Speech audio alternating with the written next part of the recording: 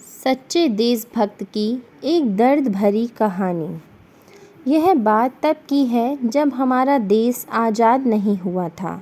नेताजी सुभाष चंद्र बोस ने देश के लोगों से अपील की थी कि उनके घर से एक आदमी उनकी सेना में भर्ती हो और देश की लड़ाई में अपना योगदान दे।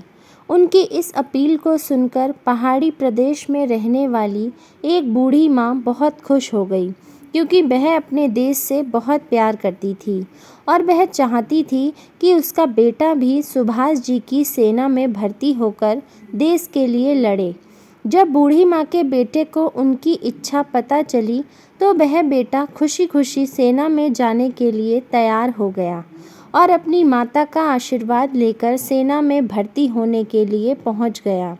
सेना में भर्ती होने के लिए कर्नल ने जब सबसे पूछताछ कर रहा था, तब कर्नल ने लड़के से पूछा कि वह कितने साल का है और उसके घर में कौन कौन है।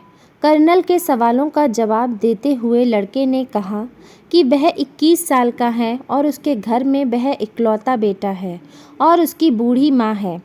लड़के की बातें सुनकर कर्नल ने उसे सेना में भर्ती करने के लिए मना कर दिया, क्योंकि नेताजी सुभाष चंद्र बोस का आदेश था कि घर के इकलौते बेटे को सेवा में भर्ती ना किया जाए, जिससे परिवार का सहारा कहीं छिन ना जाए। हालांकि लड़के ने कर्नल से बहुत विनती की और उसे सेना में भर्ती करने के लिए कहा, लेकिन कर्नल ने उसकी एक नहीं सुनी और उसे घर वापस लौट जाने के लिए कहा। निराश होकर लड़का घर लौट गया और सारी घटना अपनी माँ को बताई। इस दुख को उसकी माँ सहन नहीं कर पाई और उसे आखिरी कुछ शब्द बोलकर वह अपना शरीर त्याग कर गई और उसने अपनी जान दे दी। फिर लड़का वापस कुछ दिनों बाद सेना में भर्ती होने के लिए वहीं पर लौट आया और वापस लौटकर उसने कहा कि अब उसके पास कोई परिवार नहीं है। उसके परिवार में एक सदस्य जो उसकी माँ थी, वह भी उसे यह कहकर चली गई कि वह आज से उसकी माँ नहीं है, क्योंकि वह उसकी देशभक्ति के रास्ते में रोड़ा बन नहीं थी, इसलिए उसे उसकी माँ कहलाने का हक नहीं है और उसकी असली माँ भारत माता है।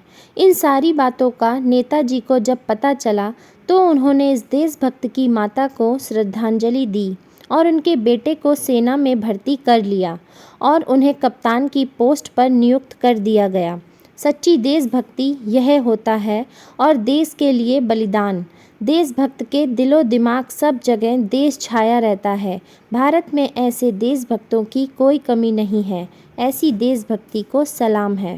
कहानी पसंद आई हो तो लाइक करें, शेयर करें और चैनल को सब्सक्राइब करना बिल्कुल भी ना भूलें।